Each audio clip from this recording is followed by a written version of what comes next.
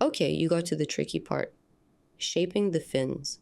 That will be done in round 11, which says to skip 6 stitches, crochet 15 single crochets, then skip another 6 stitches and crochet another 15. By the end of the round, you should have 30 single crochets total. Skip the first 6 stitches. Find the 7th stitch.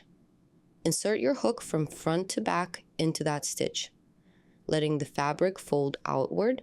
This fold will start shaping the first fin.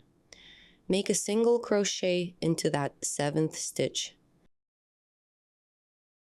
Make sure you keep the working yarn tight and the loops sized evenly, so the first stitch comes out a similar size to the rest. This is the first of the 15 stitches you need to do now. Check that you've skipped exactly 6 stitches by counting the V-shapes on the fin.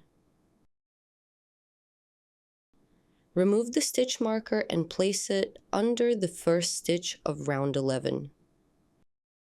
Make the next 14 single crochets.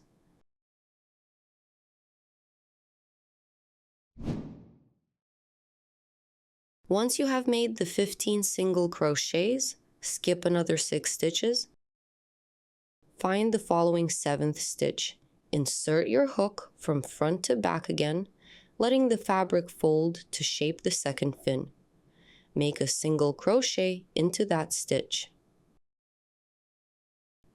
This is the first of the second set of 15 stitches. Make the next 14 single crochets until you reach the stitch marker. By the end of the round, count your stitches. You should have exactly 30. You should also see both fins starting to form their shape. You will sew through them in a later step.